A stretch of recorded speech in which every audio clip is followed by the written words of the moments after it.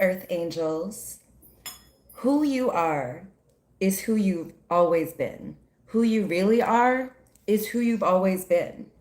Most people spend their entire lives and a lot of money, energy, time trying to figure out who they really are. But you're starting to realize that it's not really, the task is not really figuring out who you really are. It's more a task of getting back to who you really are, remembering who you really are. And your inner child holds the key. Ooh, let's get into it, okay? I'm a transformation specialist, sovereignty coach, and ex lawyer, and I empower women, leaders, and creators to unleash their true selves, walk in purpose as divine disruptors, and create the life of their dreams. So, I, and you have probably also had this, like, since I was a little kid, I had a very kind of distinct energy. I had a lot of personality. And as I got older, the older I got into adolescence and, teenagerness and young adulthood, I always wanted to get back to who I was. And I was always really sad or mad at myself. I could be really hard on myself um, on those days or in those times where I went along with the crowd, where I became someone that I thought other people wanted or needed, rather than to be who I was. And so when I was a kid, my mother, well, when I was an adult, my mother told me that when I was a child in kindergarten, my teacher had a meeting with her, and my kindergarten teacher was like, when the other kids are playing something and Sheba doesn't want to play, she just like goes off and does something by herself. She like plays by herself. And my mom told me that to remind me that I have always marched to the beat of my own drum. So you might be someone who has always kind of done it your way, done it differently, resisted following the crowd. Even the times maybe in your teenage years where you were trying to fit in with everyone else and you were trying to be like everyone else and kind of go along with the crowd, you kind of weren't that good at it. You know, not because you're not talented, not because you're not brilliant, but because you're not good at being someone you're not. You're good at being you. You've always detested kind of being forced or told to do or be something that doesn't resonate with you. I get that, babe. And the times in my life where I've, had the most depression or shame or guilt around like who I was being were the times where I felt like I wasn't being myself, where I felt like I was, trying to be approved by other people. I was trying to be what other people said I should be or believed I should be. And yeah, it was just, it was never a choice I was supposed to make consistently. It was never something, yeah, that I like enjoyed doing or wanted to do. So anyway, let me tell you about my mom had brought over this box of stuff from her house. One of the things was this little book that I wrote when I was like probably 6 years old. Okay, little 6 year old Sheba wrote, "Sheba is born." Look at this. Oh my God. Written and illustrated by ShebaNewmanBlount. First of all, excellent penmanship. And this is like pretty much, what I still write like, which is really funny. So I stumbled upon this book that I wrote when I was 6 years old called Sheba is Born. And this is like how I saw myself then and kind of how I see myself now. And so I want to read you this book that 6 year old Sheba wrote so we can get a clue, a little glimpse into who I have always been, who I've always known myself to be. Okay. Ugh, those earrings, those pigtails. Iconic. Okay. Let's read this. Chapter 1. Oh, my birth. First of all, you see this great artwork? Okay, I'm going to explain the artwork in a second. All right, chapter 1. My birth. Outside, there was a blizzard. There was snow everywhere. My mom got to the hospital just in time. I was born on November 10th, 1987. My mom was the first one to see me. I was very cute. When I was born, my mom named me Sheba after an Ethiopian queen. I got Michelle from my aunt. My name is Sheba Michelle Newman Blunt. See, okay, first of all, like excellent storytelling already, setting the scene, giving you the character development. And yeah, so this is my sister, and she's like, I want to hold her. This is my mom, and she's like sitting here, like thinking in a chair. And she's like, Sheba. And this is my dad, and he's like, name her after a queen. And this is like the nurse. And she's saying, ready? Look at this like doctor's office that 6 year old Sheba. Like, look at this attention to detail. This overhead lighting. Like, I assume this is like some sort of like a speaker that was in a hospital. Like, she's brilliant. And I kind of always knew that I was special. I knew that like my name, you don't just give a name like Sheba after an Ethiopian queen, a biblical queen, to just like a regular person, someone who's just ordinary. So I always kind of had this like understanding of how special I am. Maybe you have too. You've always known how special you are. And yeah, like I was born in early November of 87 in like the DC area, and there was this like huge blizzard, the blizzard of 87. And yeah, it was like a very unseasonable snowstorm, and it's just powerful. I love it. I love the power, like the metaphors, the snow, the blizzard, the snowflake, the being born in this like kind of storm. Brilliant. Okay, so let me get to the next chapter in Sheba is Born.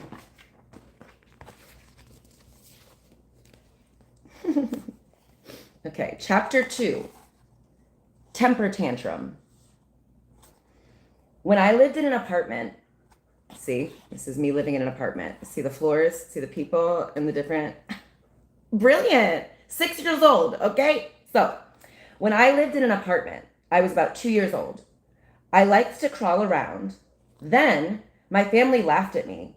I don't know why they laughed at me. They just did. Okay, so I threw a tantrum, and tantrum is in like all caps. I threw myself on the floor. Then I hit my head on the wall. I got a big bruise, but I was okay. And so, yeah, this is like the people in the apartment building. These people are saying, ha ha ha, he he he. And this is me throwing myself on the floor and going, wah. The storytelling ability that 6 year old Sheba had, like this ability to fucking articulate characters, set the scene, paint a picture. Really brilliant. I love that. And I love that even in this, I was just being myself, doing what I like to do, crawl around, and my family laughed at me, and I didn't know why they were laughing, and it made me mad. Oof! I've always kind of just been like, why the fuck are you laughing? Why are you playing in my face? Are you having it off? And like, even as a child, I was just like, I will not stand for it. I'm usually very even keeled, but I will turn it up if I feel like I'm not getting the respect that I deserve. And so, yeah. Mm. Anyway, that's so brilliant. I love that. I think that's such a cool thing. Okay, so chapter 2. Chapter 3. Beach time. Look at this sun. Look at this bird. Oh my God. Beach time. The first time I went to the beach, I was 2 years old. I hated water, but I don't know why. I like that I keep saying that in this. Like, I don't know why. Like, this was a thing about me, and I can't explain it, but this was just me. I love it. I always was like, I don't need to explain myself. That's just how it was. So, anyway, I hated water, but I don't know why. When I was playing in the sand, I got up and put my hand into the sand and took out my hand that had sand in it and ate the sand. Yummy, yummy. My first meal at the beach. Not me telling a brilliant story, giving you comedy. She's just always been a comedy queen. She's always been, a little willing to, do your own thing. So look at this, look at this drawing. Let me give you the detail on this drawing, okay? This is my sister and my mom is saying, wait. My mom used to have like red hair. My mom is saying, wait. And my sister's saying, no, Sheba. And this is me bending over to eat sand. This is a bird. Oh my God. The storytelling, the world building. I love this. Oh my gosh.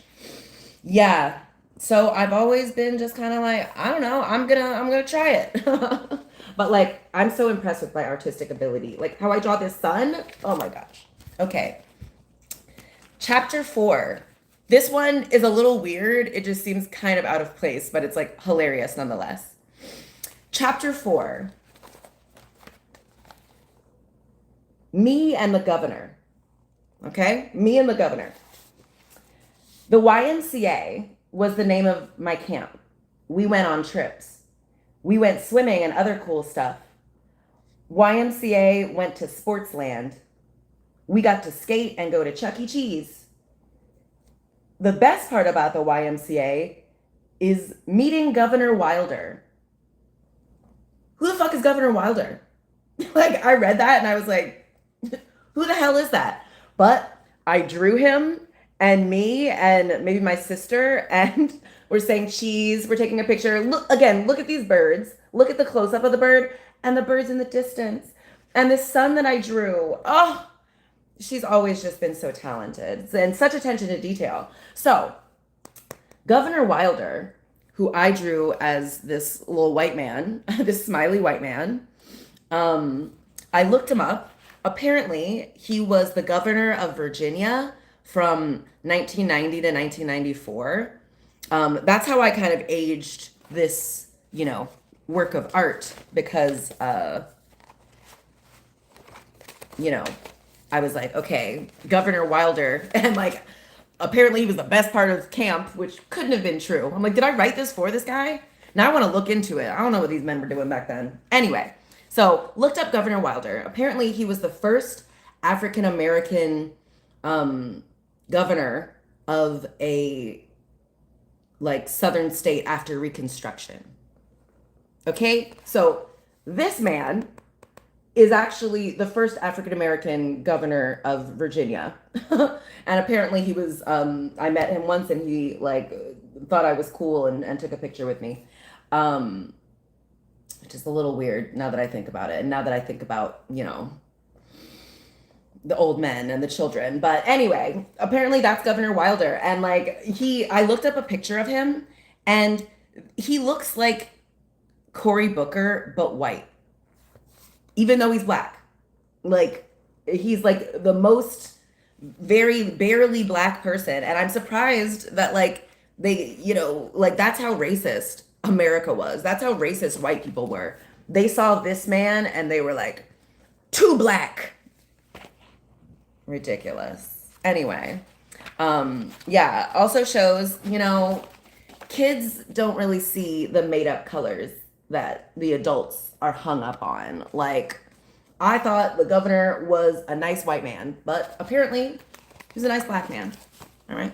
So anyway, I was like, kind of weird that I included that story, and I said the best part about YMCA camp was meeting Governor Wilder.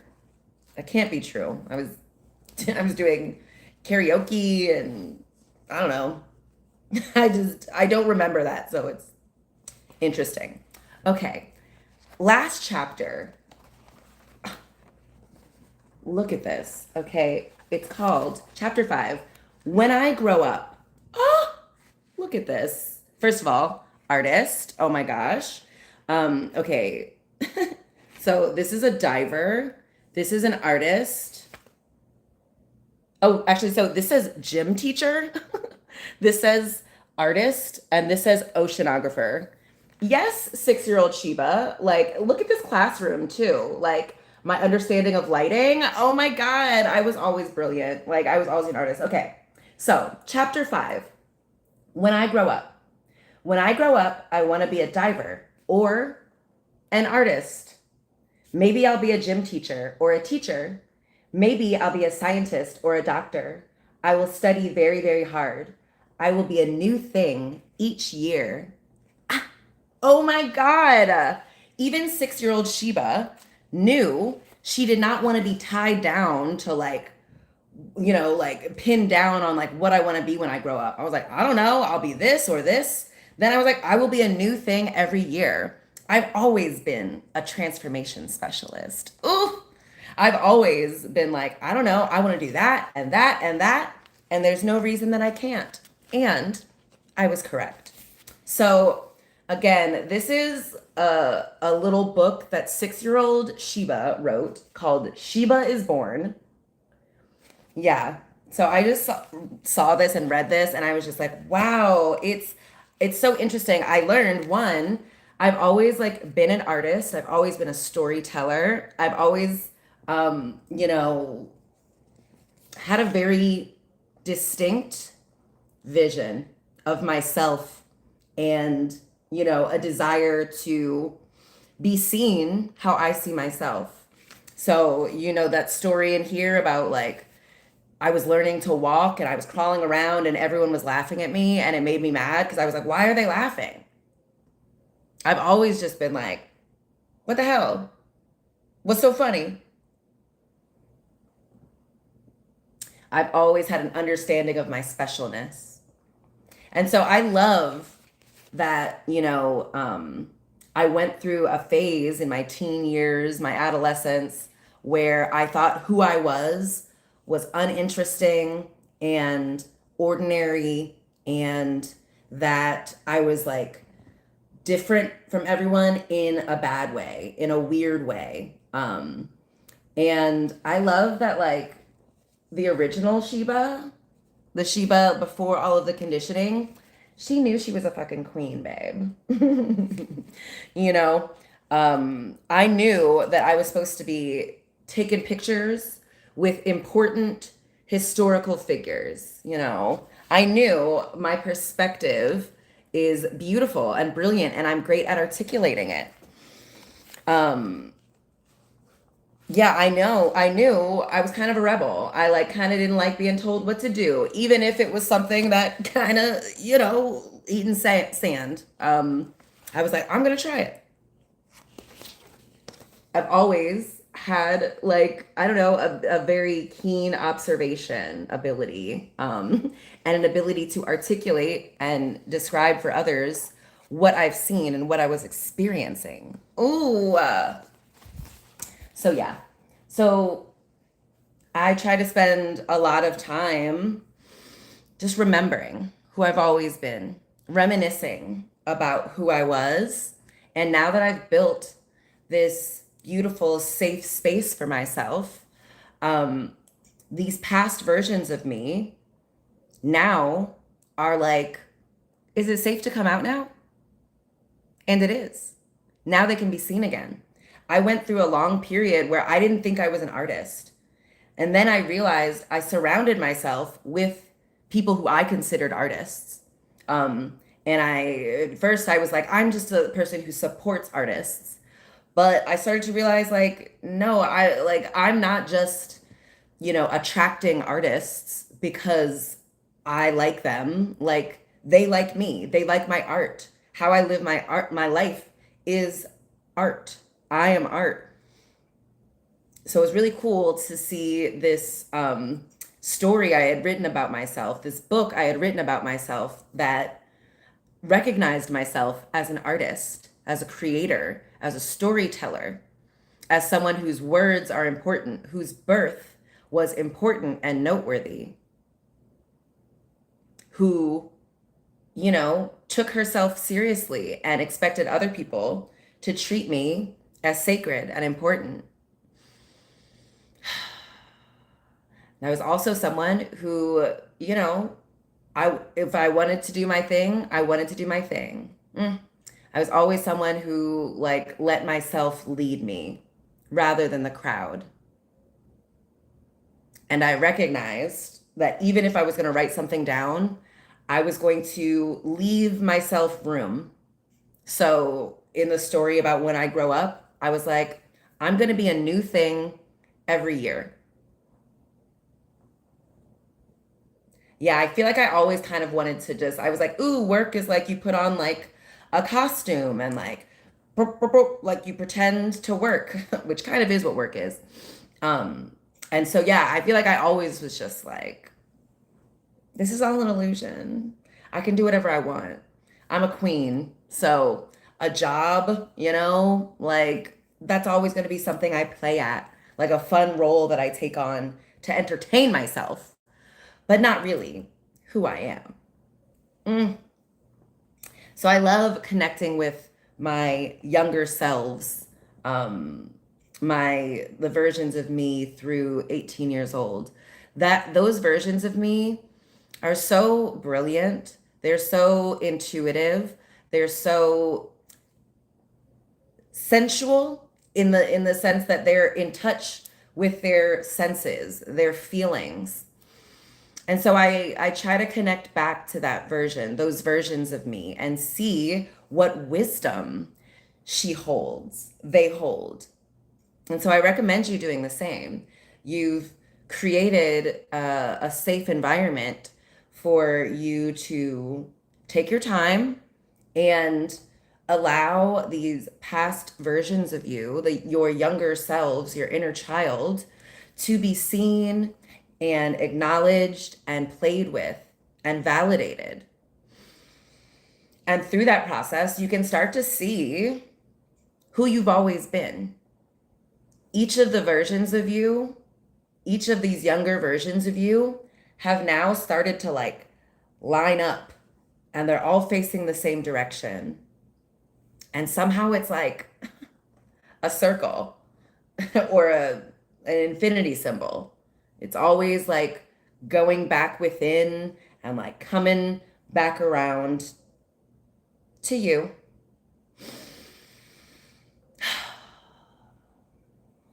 I think I've delivered the message.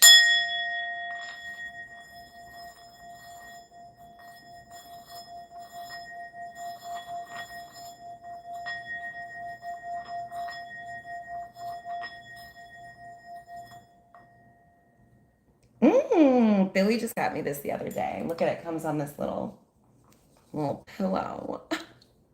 So beautiful. So yeah, we love. Um, just wanted a chance to breathe.